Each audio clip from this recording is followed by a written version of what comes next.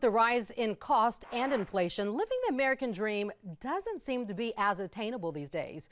A recent study in Investopedia shows in order to live the American dream in this day and age, that's buying a house, raising a family of 2 kids, a pet, health care, and retirement, it will cost you about $5 million over a lifetime. Michael Yoshida with CNN joins me now from Washington. Michael, thank you so much. Now, most Americans don't even... Yeah, great. I'm sorry, there's a slight delay, so I didn't mean to cut you off. Now, most Americans don't even make half that over a lifetime. What can we do to generate those funds needed to make up for that shortfall? Yeah, so when they did this analysis, you mentioned it, the Investopedia, they came up with this idea of $5 million or so to be able to hit those key parts of having that classic American dream.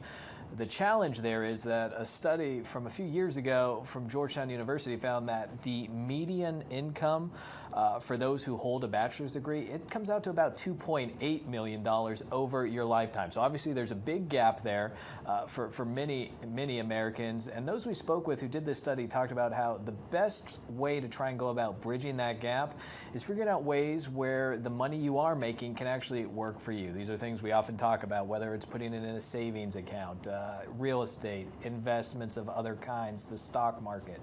That's the best approach to trying to bridge that gap of some $2 million or so.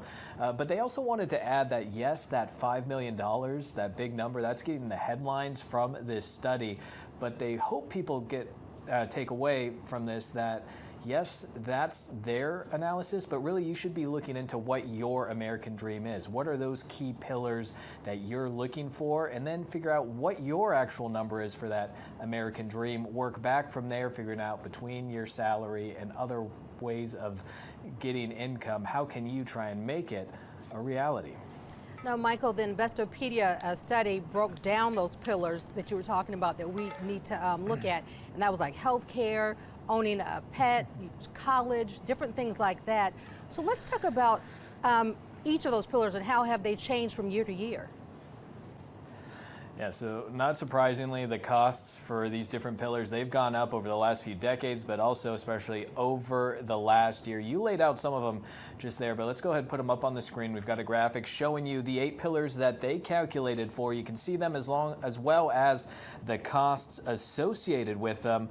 Again, not surprising that over the last year, inflation, interest rates, mortgage rates, all these things we've been talking about in this current economic environment are playing a role here. Just for an example, you can see on the screen when we talk about home ownership, it's about $957,000 at this point. That's up nearly $30,000 compared to last year. You talk about buying a car, that's up some $90,000.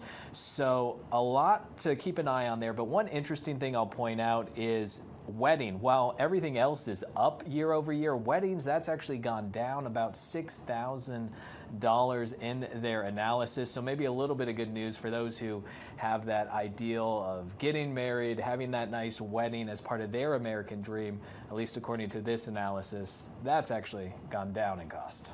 All right, those numbers are high though. Thank you, Michael Yoshida, for joining us.